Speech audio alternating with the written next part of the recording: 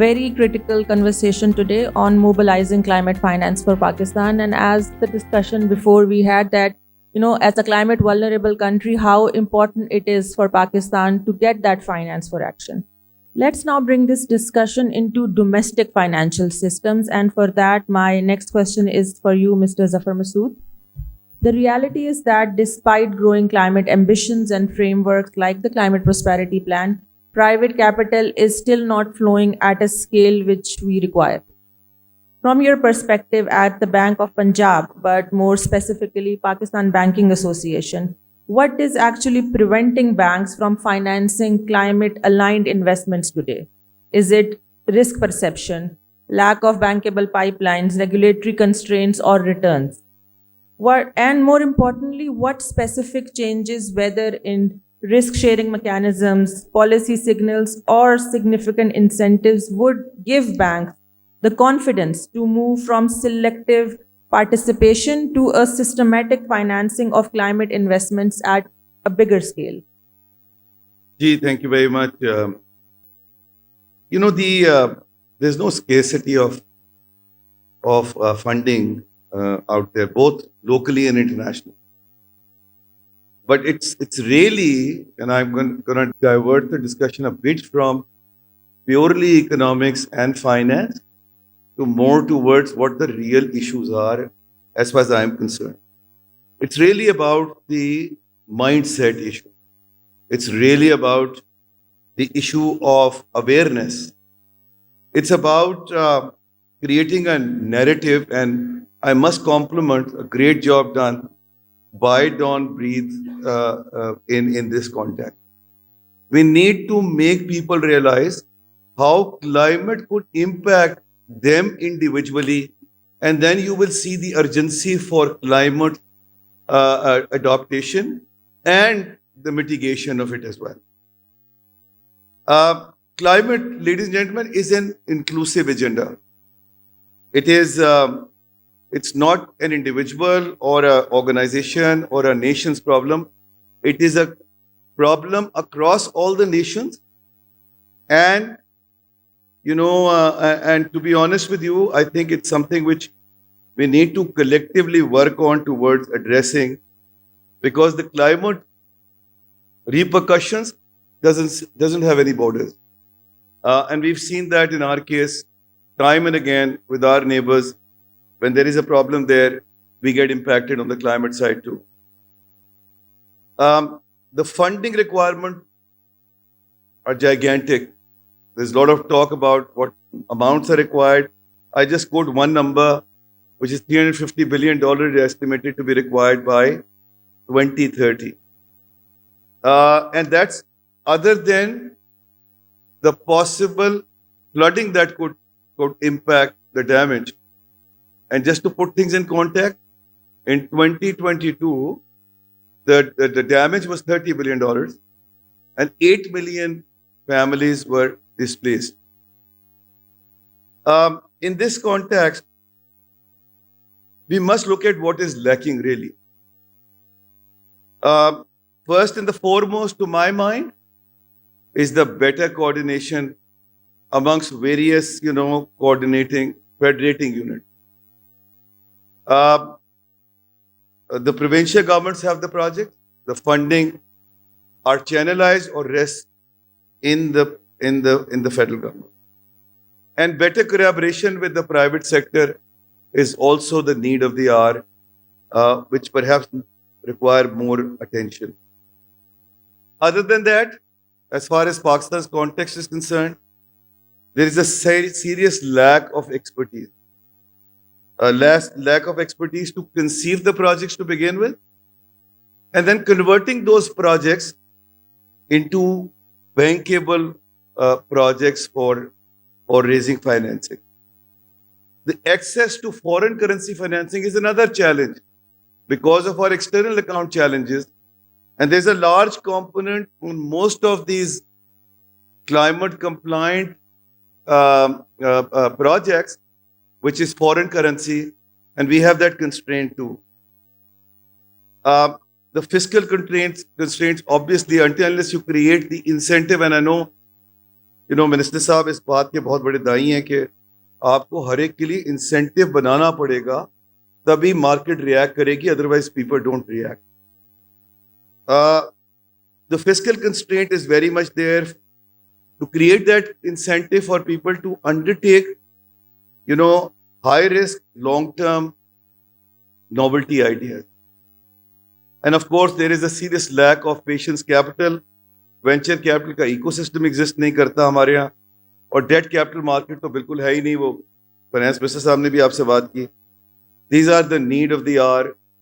To my mind, these are the structural, gaps which are out there. Now, climate in nutshell is actually frontier financing. It's a priority sector financing indeed.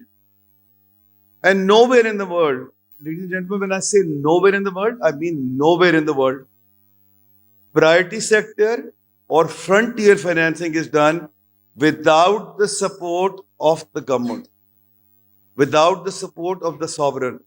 Even in the quintessential capitalist economies like United States of America, the frontier financing is only achieved when the government's intervention is there, the government support is there. Tesla, let me just share with you an example here. Tesla was initially conceived and funded through a Department of Energy under Ministry of Defense in USA's concessional financing arrangement. And I don't know why we are so averse to the idea of not asking for this support from the federal government. Our challenge, however, and one needs to be realistic about it, is on the fiscal side. Fiscal side, as far as the federal government is concerned. But the provinces are long on liquidity. And that's where the better alignment is necessary within the provinces, with the federating units, as well as with the private sector, and perhaps more needed to be done there. And let me assure you, ladies and gentlemen, if we'll be able to address all these issues, then banks will respond. The problem with the banks is that it can't respond in a vacuum. Whenever, such things have been taken care of, banks have responded really well. In Punjab, we have done 25,000 bikes in the last 18 months.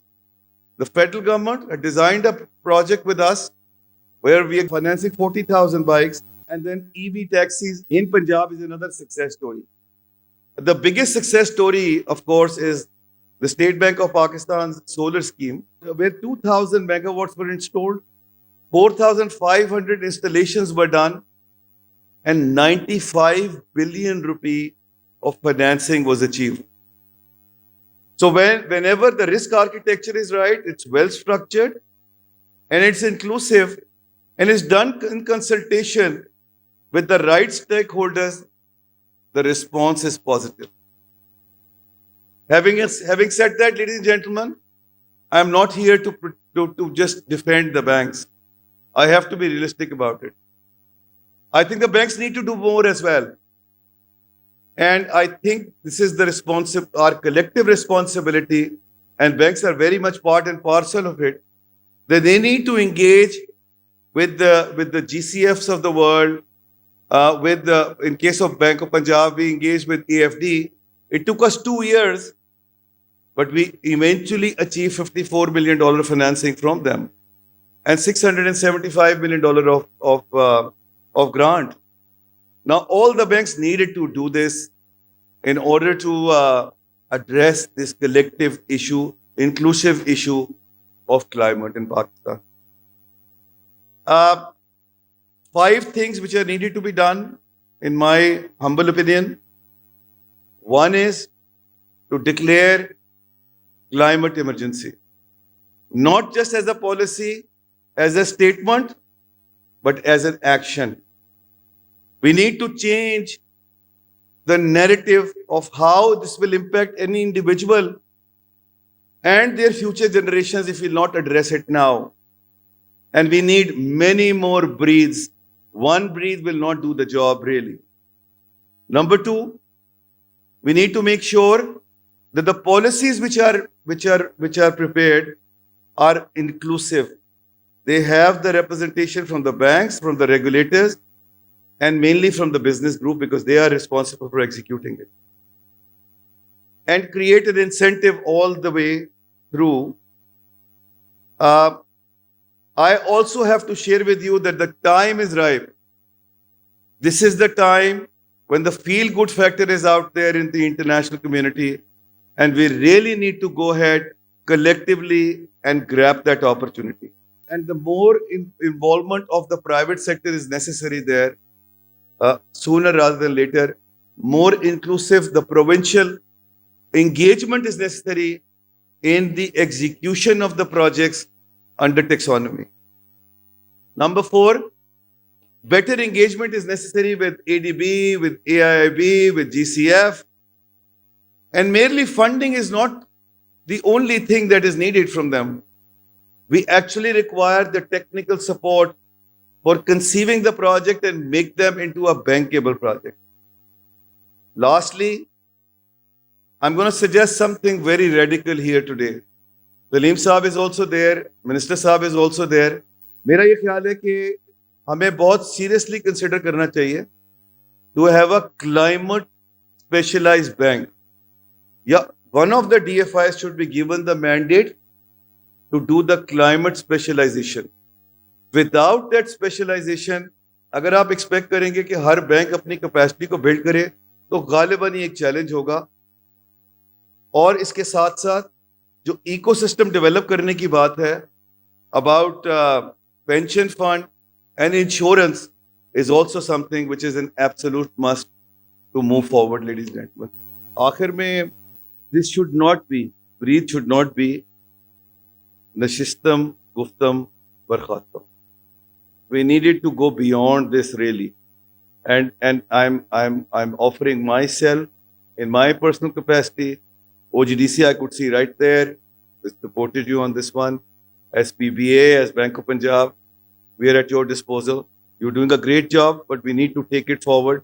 This is a collective responsibility, not yours or Naz's or Sophie's or your entire team. We have to all work together. Thank you very much.